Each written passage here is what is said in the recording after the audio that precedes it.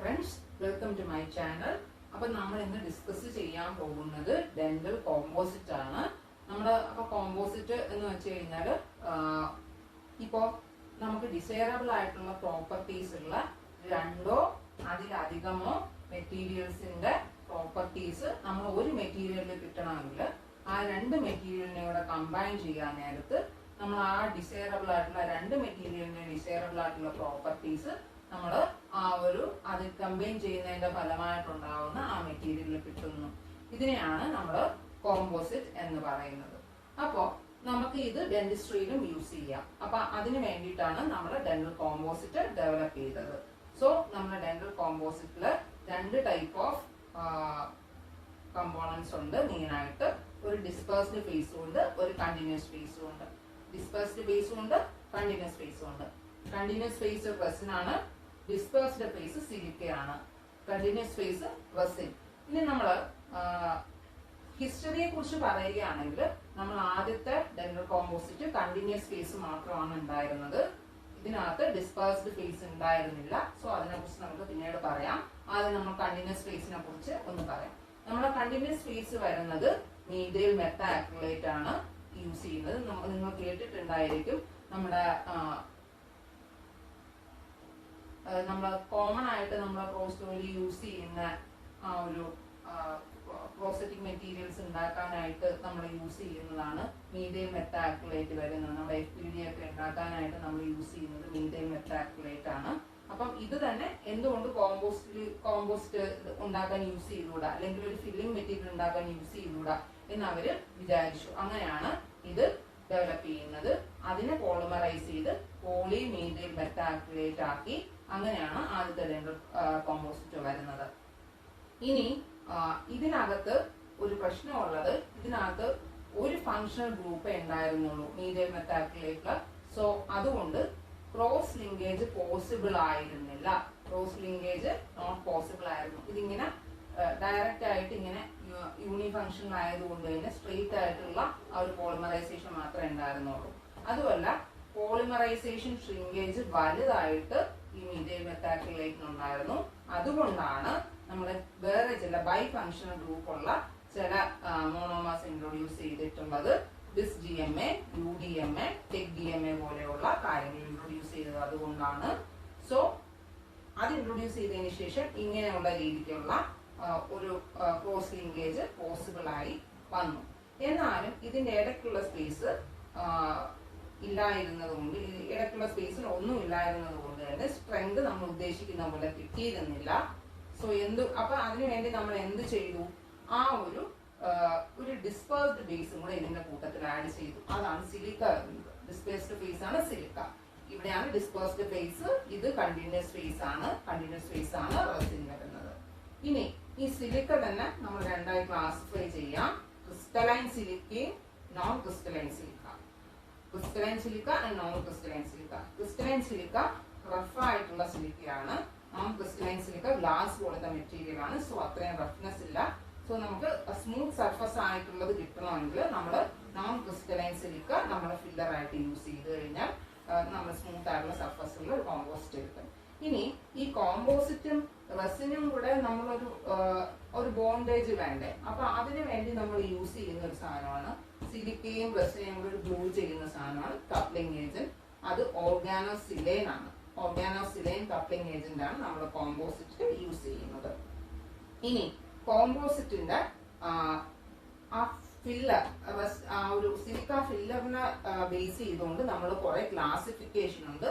ആ ക്ലാസിഫിക്കേഷൻ ആണ് mega, macro, midi, mini, micro, nano. Mega, macro, midi, mini, micro, nano. അപ്പൊ നമ്മൾ ആദ്യം മാക്രോ, വലിയൊരു സൈസിന് നമ്മൾ മാക്രോ എന്ന് നമ്മൾ യൂസ് ചെയ്യാം. ഏറ്റവും ചെറിയ സൈസിന് നമ്മൾ നാനോ എന്നും പറയാം. നമ്മൾ വലിയൊരു കാര്യം പറയുമ്പോൾ മാക്രോ, വലിയ സൈസ് ഉള്ളതിന് നമ്മൾ മാക്രോ എന്നല്ലേ പറയുന്നത്. അതുപോലെ ഏറ്റവും ചെറിയ സൈസിനാണ് നമ്മൾ നാനോ എന്നും പറയുന്നത്. അപ്പൊ ഇതിന്റെ ഇടയ്ക്ക് വരുന്നതാണ് മിഡി, മിനി ആൻഡ് മൈക്രോ. ഇതൊരു ടേബിൾ ആക്കി പഠിച്ചു കഴിഞ്ഞാൽ പെട്ടെന്ന് ഓർമ്മ കിട്ടും. ഇനി മാക്രോ ഫിൽഡ് കോമ്പോസിറ്റ് ഇതെല്ലാം നമ്മളെ സിലിക്ക പാർട്ടിക്കിളിന്റെ സൈസ് അനുസരിച്ചിട്ടാണ് കേട്ടോ. ഡിസ്പേഴ്സ്ഡ് ഫേസിന്റെ സൈസ് അനുസരിച്ചിട്ടാണ്. 10 to 100 മൈക്രോമീറ്റർ ആണ് മാക്രോ ഫിൽഡ്, 1 to 10 മൈക്രോമീറ്റർ ആണ് മിഡി ഫിൽഡ്, 0.1 to 1 മൈക്രോമീറ്റർ ആണ് മിനി ഫീൽഡ്. പിന്നെ 0.01 to 0.1 മൈക്രോമീറ്റർ ആണ് മൈക്രോ ഫീൽഡ്. 0.005 to 0.01 മൈക്രോമീറ്റർ ആണ് നാനോ ഫീൽഡ് വരുന്നത്. ഇത് നാനോ ഫീൽഡ് ഒക്കെ വളരെ സ്മൂത്ത് ആയിട്ടുള്ള സർഫസ് ഉള്ള ഒരു കോമ്പോസിറ്റ് നമുക്ക് അത് വെച്ചിട്ട് ക്രിയേറ്റ് ചെയ്യാൻ പറ്റും. ഇനി ഹൈബ്രിഡ് കോമ്പോസിറ്റിനെ കുറിച്ച് പറയാം. ഏതെങ്കിലും രണ്ട് type fillers, silica fillers use ചെയ്ത് വരുന്നതാണ് നമ്മൾ ഹൈബ്രിഡ് കോമ്പോസിറ്റ്. ഇനി ഹൈബ്രിഡ് കോമ്പോസിറ്റിന് നമ്മൾ നെയിം ചെയ്യുന്നത് എങ്ങനെയാണെന്ന് നമുക്ക് നോക്കാം. ഇപ്പൊ മൈക്രോയും നാനോയും ആണ് നമ്മൾ ഫില്ലേഴ്സ് യൂസ് ചെയ്യുന്നതെങ്കിൽ ഇതിന്റെ രണ്ടിന്റെയും ക്വാളിറ്റീസ് ആ ഒരു ഹൈബ്രിഡ് കോമ്പോസിറ്റ് കാണിക്കും. പക്ഷെ അതിനെ നെയിം ചെയ്യുന്നത് വലിയ പാർട്ടിക്കിൾസിന്റെ സൈസ് വെച്ചിട്ട്, ഏറ്റവും വലിയ പാർട്ടിക്കിൾ, അതിനകത്തുള്ള ഏറ്റവും വലിയ പാർട്ടിക്കിൾ വെച്ചിട്ടാണ് നമ്മൾ നെയിം ചെയ്യുന്നത്. മൈക്രോ ഫീൽഡ് ഹൈബ്രിഡ് എന്നായിരിക്കും നമ്മൾ നെയിം ചെയ്യുന്നത്. മൈക്രോയും നാനോയും നമ്മൾ യൂസ് ചെയ്ത് കഴിഞ്ഞു കഴിഞ്ഞാൽ. അപ്പൊ അതിനെ കുറിച്ച് മനസ്സിലായെന്ന് വിചാരിക്കുന്നു. ഇനി അടുത്തത് കണ്ടിന്യൂസ് സ്പേസിന്റെ ആ ഒരു കണ്ടിന്യൂസ് സ്പേസിന്റെ പ്രത്യേകതകൾ വെച്ചിട്ട് നമുക്ക് ചില ക്ലാസിഫിക്കേഷൻ ഉണ്ട്. അതാണ് homogeneous and heterogeneous. Homogeneous composite, heterogeneous composite. അപ്പൊ നമ്മൾ ഈ റെസിൻ പാർട്ടിക്കിൾസ് അൺക്യൂവേർഡ് ആണെങ്കിൽ, അതായത് ഫോർ എക്സാമ്പിൾ നമ്മളിവിടെ മീഥൈൽ മെത്താക്രിലേറ്റ് യൂസ് ചെയ്യാം. മീഥൈൽ മെത്താക്രിലേറ്റ് അൺക്യൂവേർഡ് ആയിട്ടുള്ള ആ ഒരു പാർട്ടിക്കിൾസ് ആണ് ഇവിടെ യൂസ് ചെയ്യുന്നത്. അത് മാത്രമേ യൂസ് ചെയ്യുന്നില്ലെങ്കിൽ ഹോമോജീനസ്. ഹോമോ എന്ന് വെച്ച് കഴിഞ്ഞാൽ ഒരേപോലെയുള്ളത്. ഇനി ഹെറ്ററോജീനസ് എന്ന് പറയുമ്പോൾ പ്രീ ക്യൂവേർഡ് ആയിട്ടുള്ളത് അൺക്യൂവേർഡ് ആയിട്ടുള്ളതുമായിട്ടുള്ള റെസിൻ നമ്മൾ യൂസ് ചെയ്യും. അതിനെയാണ് നമ്മൾ ഹെറ്ററോജീനസ് എന്ന് പറയുന്നത്. ഹെറ്ററോജീനസ് എന്ന് പറഞ്ഞത് ഹെറ്ററോ എന്ന് പറഞ്ഞാൽ തന്നെ വ്യത്യസ്തങ്ങളായിട്ടുള്ളത് എന്നാണ് അർത്ഥം. അപ്പൊ അൺക്യൂവേർഡ് ആയിട്ടുള്ളത് നമ്മൾ യൂസ് ചെയ്യും, പ്രീ ക്യൂവേർഡ് ആയിട്ടുള്ളത് യൂസ് ചെയ്യും. അതായത് methyl methacrylate, poly methyl methacrylate നമ്മൾ മോണോമേഴ്സ് ആയിട്ട് യൂസ് ചെയ്യും. ഞാൻ ഒരു എക്സാമ്പിൾ പറഞ്ഞാണേ. ഇതിന് പകരം ബിസ് DMAയോ UDMAയോ ടെക് DMAയോ ഒക്കെ നമുക്ക് യൂസ് ചെയ്യാം. ഞാനൊരു എക്സാമ്പിൾ ആയിട്ട് പറഞ്ഞതേ ഉള്ളൂ മീഥൈൽ മെത്താക്രിലേറ്റ്.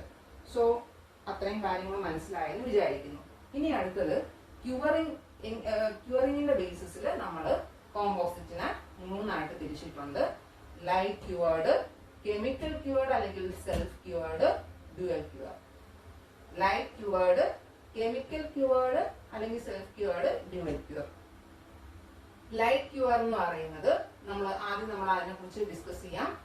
നമ്മൾ ഡ്യുവൽ ക്യൂവർ എന്ന് പറയുന്ന ഒരു കാര്യം ഒന്ന് പറഞ്ഞിട്ട് പോകാം.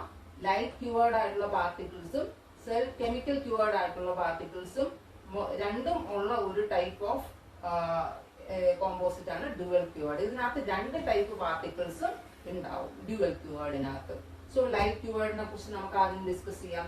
അതിനു മുമ്പ് നമ്മൾ ഫ്രീ റാഡിക്കൽ എന്ന് പറയുന്ന ഒരു സംഭവത്തിനെ കുറിച്ച് ഡിസ്കസ് ചെയ്യാം. ഒരു ഫ്രീ റാഡിക്കൽ ഉണ്ടെങ്കിൽ മാത്രമേ നമ്മുടെ മോണോമർ പോളിമറൈസ് ചെയ്യുകയുള്ളൂ. ഫ്രീ റാഡിക്കൽ ഉണ്ടെങ്കിൽ മാത്രമേ മോണോമർ പോളിമറൈസ് ചെയ്യുകയുള്ളൂ.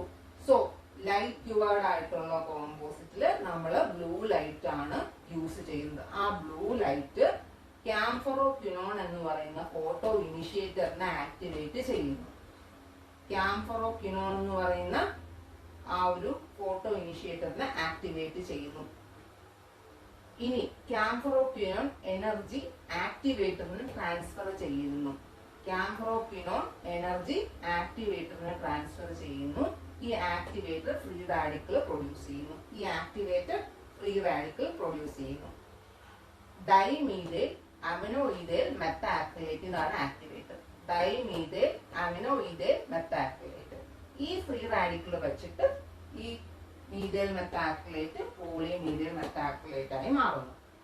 ഇനി അടുത്തത് സെൽഫ് ക്യൂവേർഡ് അല്ലെങ്കിൽ കെമിക്കൽ ക്യൂവേർഡ് ആയിട്ടുള്ള കോമ്പോസിറ്റ് നമുക്ക് നോക്കാം. അപ്പോൾ ബെൻസോയിൽ പെറോക്സൈഡും ടെർഷ്യറി അമൈനും ഇത് രണ്ടും കൂടെ കമ്പൈൻ ചെയ്യുമ്പോൾ ഫ്രീ റാഡിക്കൽ പ്രൊഡ്യൂസ് ചെയ്യുന്നു. ആ പ്രൊഡ്യൂസ് ചെയ്യുന്ന ഫ്രീ റാഡിക്കൽ ആണ്, ആ ഫ്രീ റാഡിക്കൽ കാരണം methyl methacrylate poly methyl methacrylate ആയിട്ട് മാറുന്നു. ഇത് ഞാൻ ജസ്റ്റ് എക്സാമ്പിൾ പറഞ്ഞാണ്, മോണോമറിന്റെ എക്സാമ്പിൾ പറഞ്ഞാണ്. ഈ മോണോമറിന് പകരം ഇങ്ങനത്തെ ഈ ടൈപ്പ് മോണോമേഴ്സ് ആയിരിക്കാം. ഞാൻ ജസ്റ്റ് എക്സാമ്പിളിന് വേണ്ടിയാണ് ഈ മീഥൈൽ മെത്താക്രിലേറ്റ് എപ്പോഴും പറയുന്നത്. So I think you got the concept. So എന്തെങ്കിലും ഉണ്ടെങ്കിൽ, സംശയങ്ങളോ കാര്യങ്ങളോ ഉണ്ടെങ്കിൽ നമുക്ക് കമന്റ് സെക്ഷനിൽ ഡിസ്കസ് ചെയ്യാവുന്നതാണ്. Okay, thank you.